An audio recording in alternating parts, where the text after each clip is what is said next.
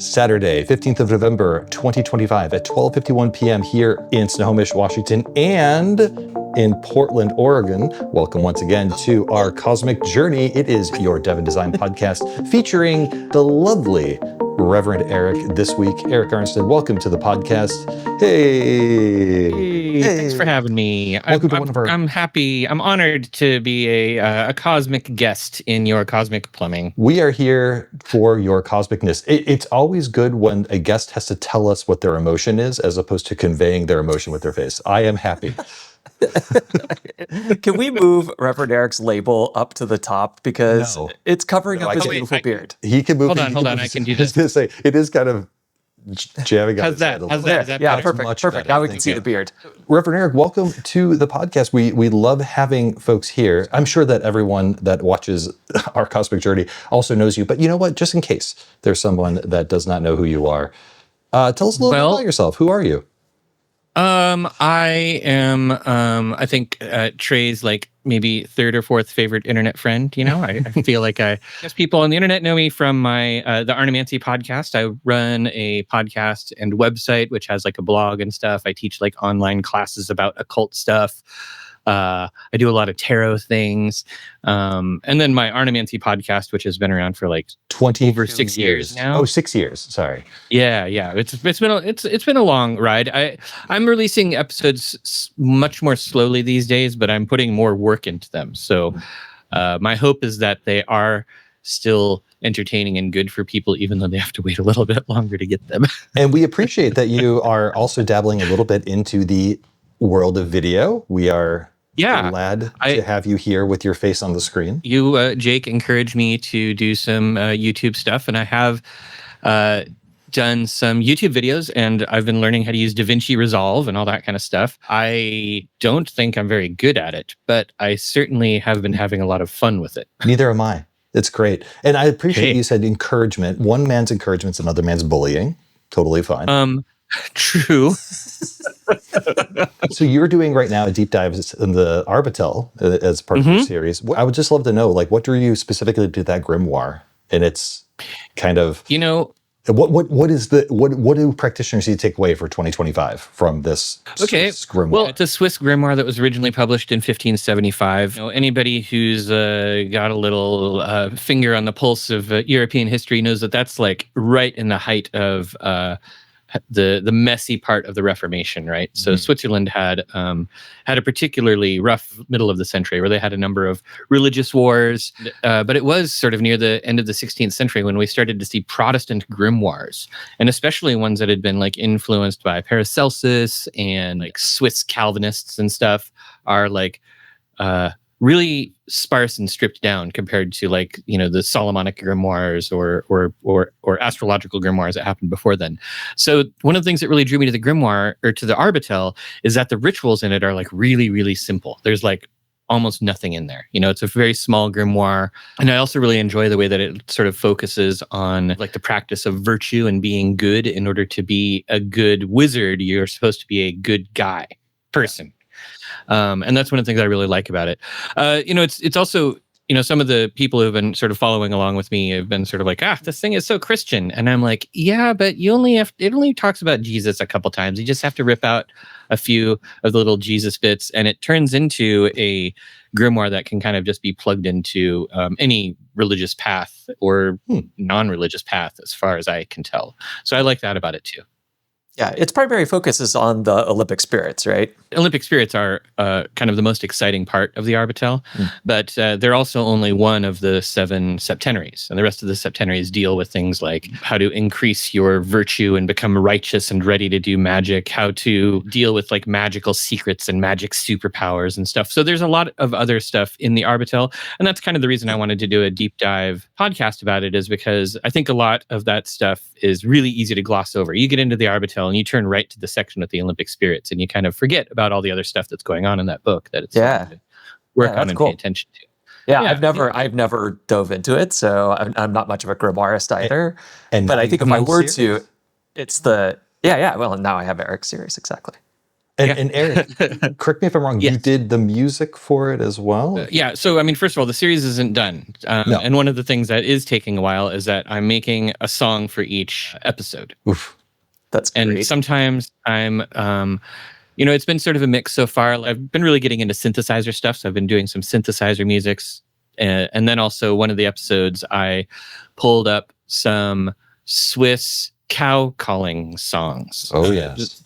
which I learned to play on a melodica, which is kind of like a handheld piano that's basically like having an army of evil harmonicas at your disposal.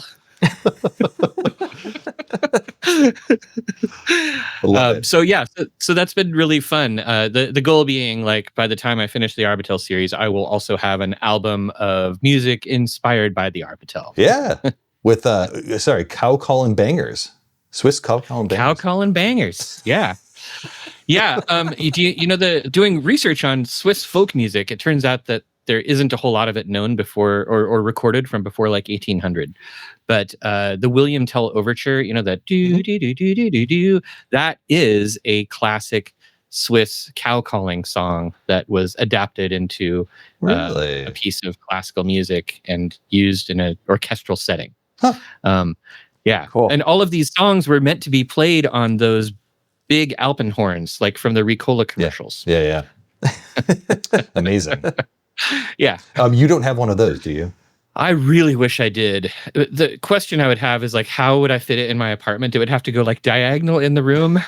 And then second of all, how much would my neighbors hate me if I played one of those?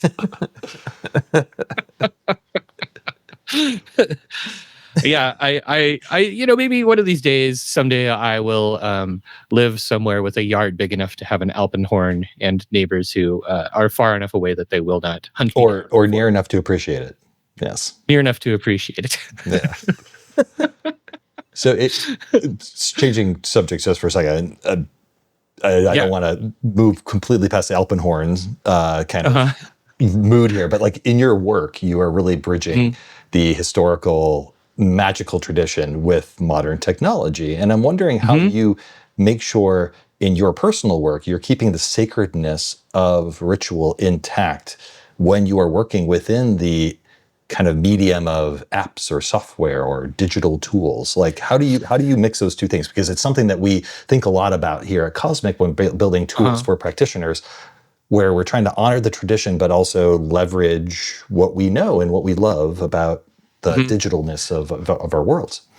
That I think is an excellent question. And I think, honestly, it's something that I've thought about a whole lot because, I've written a number of like online tools that help you sort of like do different calculations out of like Agrippa and stuff like that. Yes.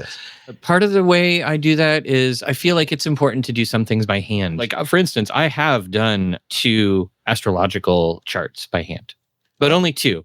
And then I was like, I'm never doing this again. This is awful. It takes forever. Oh, it's not that bad. I'm talking about pen and paper here, Trey. Pen and paper. I know. A protractor and a ruler. No. Yeah, you need a ruler. Straight edge. I mean, you don't technically need a ruler. Very sloppy chart. That's true. Yeah, just freehand all those lines. Yeah, or you can make a square chart. Even easier. Yeah, that's true. That's true. I think that there's sort of like a difference between tools that you're using to sort of like research something. So like a lot of times when you're drawing a chart or looking for something like that in a magical sense, you're trying to find an election. And in that sense, the astrology software, for instance, is part of your planning process. So like if you're going to be doing like a full-on astrological talisman, Agrippa style, where you need to calculate a spirit name, you have to find the election, you have to do like all that kind of stuff, using the tools to find the election. So first of all, that's nice because you don't have to do a million charts by hand. And then using other tools to calculate the spirit name, which is also nice because that's just some super, super obnoxious math that you don't have to do by hand. And it's the stuff that comes out of using those tools that then goes into your ritual, which I think is the important part of how you keep the digital tools sacred, is they are part of a whole and you're not just doing everything on a computer. But I also, for instance, like I have a Arduino planetary hours clock that I built that lights up according to the planetary hours. So my altar always has the right color lights on it because it's doing the planetary hours automatically. And I don't shy away from using like LED candles. I feel like we forget a lot of times that the people who were doing the grimoires, writing the grimoires, like they were using contemporary tools. Yeah, there's this kind of fetishization of like using things that are traditional, but like what was traditional was modern back then. Like they were doing the best with what they had, and like not necessarily fetishize what people had in the past, but rather just to honor the idea of like they're using their modern tools, and us not embracing modern tools because we want to be traditionalists seems a little silly. Yeah. I totally agree. And then other times, if I'm doing anything to sort of like use randomness on the computer, I do have a USB random number generator that I just I just sanctify, and I put it through some incense and pray over it and stuff, and then I plug it into the computer and use it to generate random numbers for stuff. So you can also combine your technique. Or like I have a Mercury talisman that I keep in my laptop bag. Yeah, that makes sense. Yeah, that's a good place for it. Yeah. So we've talked in the past about the importance of getting the best random that you can get. And either having the random being generated by you or having it be at least cryptographically strong random number generation, either from like you. It looks like the one that you have is the one that captures like radio waves. I think it sort of does like random RF background radiation and random radio noise, and uses that to generate random numbers. Yeah. So it's intended to be cryptographically random, and it has the specs and code for it are all open, so you can like look and see how it works. And so I have a question, Jake. Sure. You always sort of have like a question that you start with. Oh yes, we have. And I'm wondering, can we do one of those? Because I want to have a chance to answer a weird question. I mean, so check-in question. Okay. I'm so sorry that we didn't check in. So we're check middling today. That's fine. Yeah. Let's do the check middle. Okay. We were, of course, starting the episode about Swiss grimoires and cows. So naturally, I think we should start talking about cheese. If you had one type of cheese to eat for the rest of your life, whether it would be like a Swiss Emmentaler or something else, what cheese would you choose? We'll start with... God, that's a really difficult question. Yes. You one cheese. That's it. Only one cheese you get to eat for the rest of your life. You know, I think I would probably go with a Swiss Gruyere. Gruyere. Yeah, because it's a good cheese. You can have it on crackers if you want to. And it's also an excellent melting cheese. So if you ever want to have like a croque monsieur or something, you can totally make a super fancy grilled cheese sandwich and be very, very happy with yourself. And so it has a number of really good qualities. I would really miss stinky cheese, and I would really miss Stilton, and I would really miss every other kind of cheese. Honestly, I would miss them all. But I think Gruyere would cover enough bases. I think you did a good job making sure that all of the cheeses felt appreciated, so that none of the cheeses felt like they were excluded. So thank you for that. That was very. Yeah, you're welcome. You're welcome. Trey, one type of cheese to eat for the rest of your life, what would it be? I like that Erik went with something that is multi-versatile, because after a while you'd want to have a lot of different ways that you can use that cheese to prepare foods with that cheese. So I think for a similar reason, and just because I love it, I would go with the blue cheese. So you're going full stink. Yeah, because it's stinky enough, and it's got like a real richness, but it's not so wild that you can't make like a really nice grilled cheese out of it. I've done that. It's amazing. You can also put it on salads. Put it on salads. You can put it on burgers. You know, you can. It doesn't. Its melt quality is not as great. If you wanted to try to do something like a fondue or something, you're not going to do it with blue cheese. That'd be too much.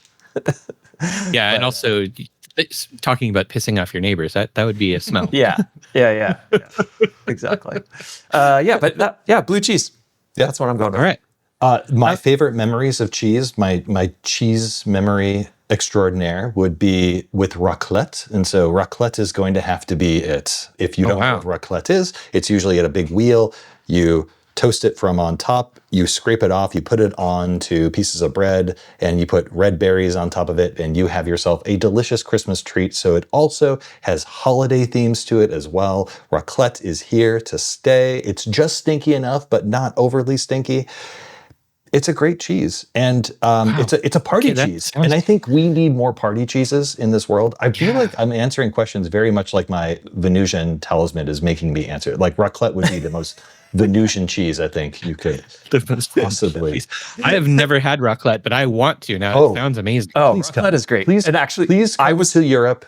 Come to a Christmas market. Let's have raclette together. That'd be Is it a hard enough cheese you can like take it on a hike and it'll survive being on a hike and stuff? I think it's a little too soft. There's really only one way to find out. I need you to take some raclette into the forest and you to report back to us. Okay.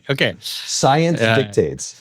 Good check-in, everyone. Good check-in. Way to go. Good check-in. Can I ask you some cosmic questions? Absolutely. Yeah, of course. How's development going? How do you feel like, are you on track? You tend to have to pay attention to your most obnoxious bugs, the ones that are the most difficult to solve. And I'm just wondering, like, is it going smoothly? Are the bugs falling beneath the sweep of your developing sword tray? Are you mowing them down like numberless foes? Or have you come up against like the king of the Nazgul and you're like, oh crap. I am no man.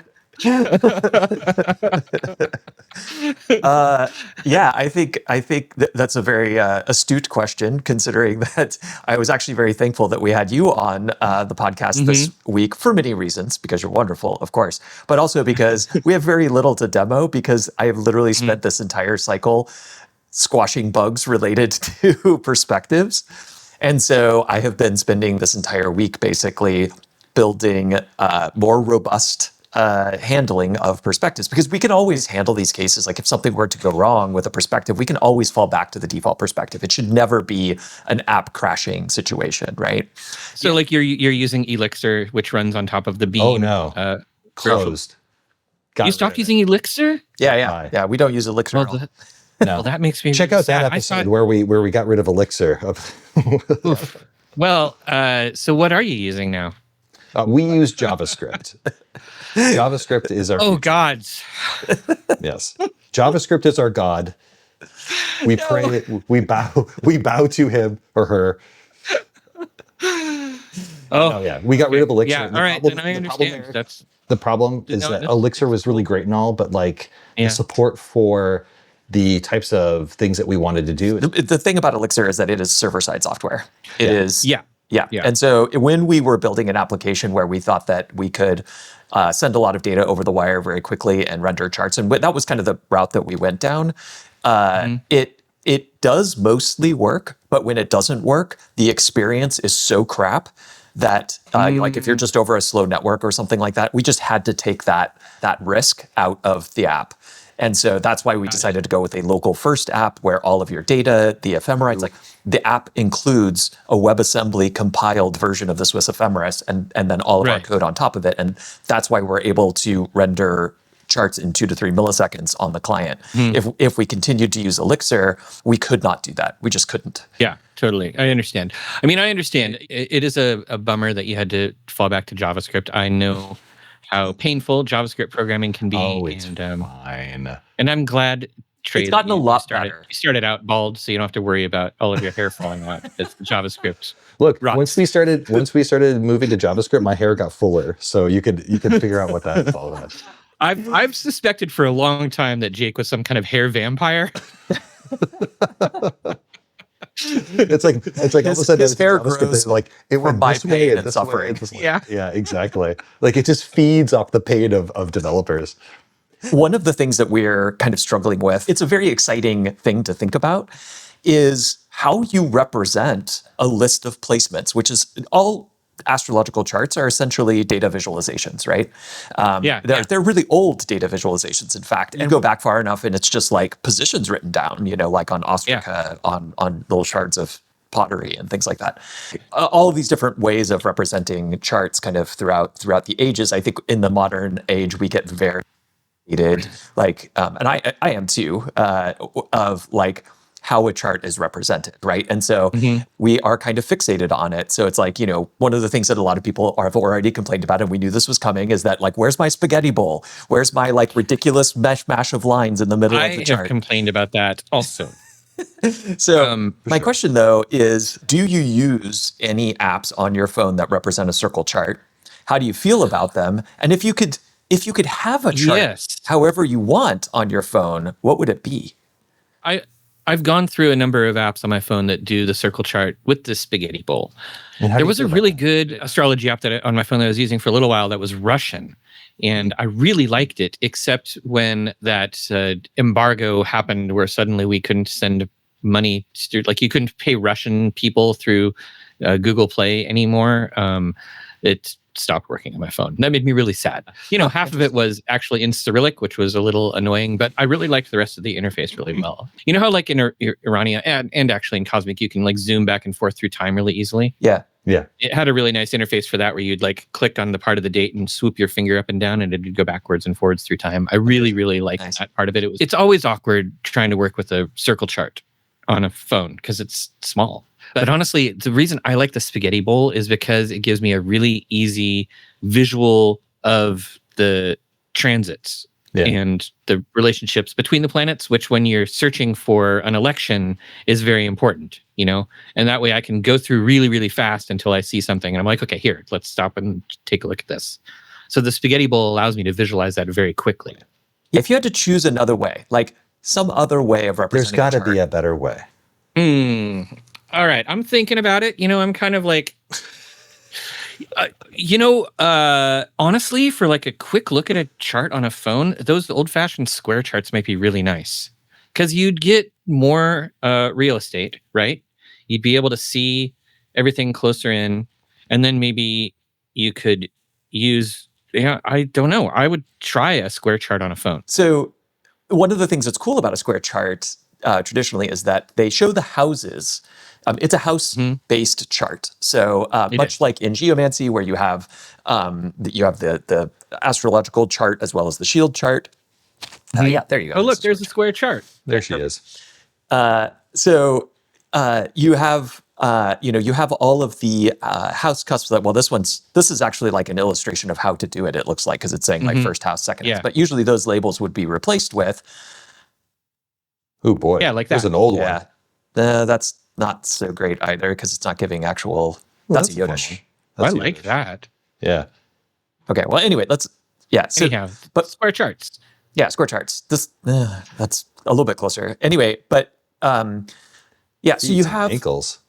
This is where Cankles live. Cankles live right here, by the way. Cankles are between the 12th and the 1st. Cankles in the 11th house. Nobody wants that. The 11.5 house. Cankles are cuspy. Cankles on the cusp is something. Cankles on the cusp. That's our name. That's our fitness astrology podcast offshoot that we're going to do. Cankles on the cusp. Okay. See, this is why everything has to. You haven't even gotten to your question yet, Trey. Get your question. We got cankled there. I think one of the things that could throw people off about a square chart, and this is one of the things that we've talked about doing a square chart on the phone, is that it is a house-based chart. And a lot of people are not used to that. They're used to zodiacal-based charts. And even though the houses are drawn on a zodiacal-based chart, it's still the primary division is the zodiac. And so when you have a square chart, the primary division are the house cusps, and you have to kind of infer where the zodiac lies. And it's not a linear thing because each house is the same size, but a single house might encapsulate an entire sign of the zodiac plus some. My question, I guess, is if we presented users with a square chart, do you think that this would be confusing to them, that it's like a house-based chart versus a sign-based? Or do you think that we should do a zodiacal-based square chart? I got to say, I feel like astrology kids these days are really spoiled because they've never had to like go out into the fields of Urania or Uraniborg, in the North Sea and sit in a ditch with their 6-meter long sextant and try to measure objects in the sky. They should be lucky that they're getting a square chart. Round chart, they're spoiled. Mainly when I do charts, I'm just doing elections or looking for elections. I would love to see Trey run through an election-seeking, maybe a little video saying, like, here's how you find elections without a spaghetti bowl using Cosmic, and just sort of show how that would work, like what to look for, like, if you're deciding you need a moonshine Venus and no aspects to the malefics, and it has to be in this house, and help us figure out like what that would look like in Cosmic. I could be converted away from spaghetti bowls. We've got so many plans. You have no idea, Erik. You have no idea. So Erik, you've done a lot of forecasting podcasts and review episodes, and I'm sure that you're going to have like thinking about 2025 into 2026, what we got wrong, what we got right kind of thing. Yeah, I might not. As you know, scheduling things with 3 grown-ups who live in different houses and have different families, things to deal with, especially around the holidays, is super, super tough. And we didn't do a very good job scheduling stuff last year. We only managed to do the first half of the year forecast. I have been talking That's the half that counts anyways. The latter half, people are like, who cares? I have been talking to Andrew and Susie about it, and I don't think we are going to do an actual forecast episode, but we'll probably do like a live stream chatting one. We're still trying to figure out how all that's going to go. In reflecting on those prior forecast episodes, what do you think that you felt like was either like the thing you all really nailed, or the thing that you said like that was the biggest miss that we had? Susie drew, I think, like maybe the Empress card or something like that, for a month where like Taylor Swift became a billionaire. And so looking back, we were kind of like, oh, okay, this seems very obvious. Like that card definitely was about Taylor Swift. Like we didn't say it beforehand. I like our retrospective episodes almost more than our prediction episodes, because it's really fun to kind of look back. Because what we'll do is like all of us will sort of go through the month and like look for headlines that happened that month, and then we'll be like, oh, look, another volcano. It turns out there's always a volcano erupting somewhere on the planet. So if you ever pull a card to predict, oh yes, there will be a volcano erupting, you'll be good. Yes, yeah, you're fine. And it has been really fun. When you have a podcast, people leave you reviews on like iTunes and stuff. And one of my, I think it's like a 5-star review on iTunes. Like, this show is amazing. Their prediction episodes are always so far off that it's almost a perfect example of how not to do astrology and tarot. And I'm like, sweet. At least you're learning something. Amazing. Wow. But it's a 5-star, so who cares? Yeah, I mean, they were entertained, and I am like, cool, that's what podcasts are for. I don't think you should tune into a podcast to learn how to live your life. You should maybe a little bit. Maybe if it's a cooking podcast. Yeah. Jake loves his cooking podcasts and true crime. Oh, yeah. Oh, yeah. I'm learning no lessons. It's perfect. I love it. And I hope that no one learns anything from this podcast either. That's my hope and dream. That this is just well, I'm terrified that people are going to watch this episode and they're going to go away thinking that JavaScript is the way to go. They're going to be like, all right, this is cool. Trey says JavaScript is cool. We're going to do our thing in JavaScript. Yeah, they're like, and now blue cheese. It's all blue cheese rotini and JavaScript moving forward. Blue cheese rotini and JavaScript. So Erik, you recently had a birthday. You are moving into a new decade of your life. What do you think is exciting for you coming up in this next decade, whether it is the projects you're working on or just things that are going on in your life? I feel like I'm in a part of my life where there's a lot of struggle and challenge, which is annoying but necessary. I'm moving into the part of my life where I'm thinking to myself, am I ever going to get to retire? So I'm trying to I'm working on starting a software business also, just like you guys. And nice. I'm kind of hoping that it will provide me with a steady enough income that I can have time to work on other things that I love to do more than write software. So that's kind of exciting. I'm also sort of thinking I might do a lot more camping next year. I miss camping, and I haven't been doing enough of it. And so those two things I'm very much looking forward to. Camping, something for retirement. I love it. Yeah. And then I think the other thing is, like my explorations into music making have become a very important part, much more important part of my life than it was before. And I'm enjoying it. I got into it so late that I'm never going to be like an amazing superstar musician, but the amount of joy and pleasure that it brings me to make beeps and boops and terrifying cow calling harmonica songs and it brings me a great deal of like pleasure and comfort, and I'm enjoying that a lot. I just want music to be part of everybody's life. I hope that the two of you after this will sing a song together. As someone who has been the recipient of your Keytaur solos, I also appreciate that.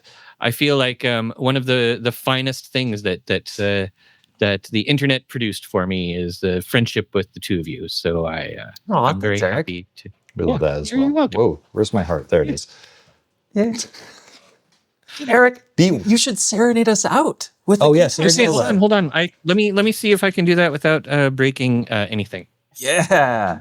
Guitar. Careful. Whoa.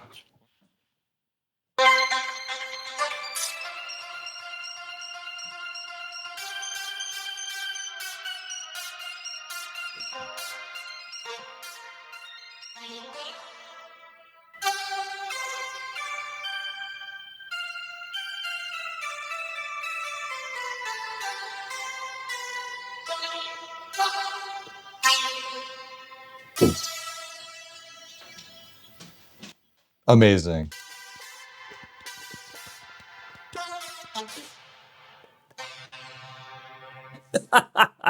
Perfect. Be well. That should be our new exit music. A lovely Saturday, whatever day you watch this video. Thank you again, Erik, for being part of the podcast. We're going to see you all next week. Until then, Yes. toodaloo. Bye. Bye. Adios.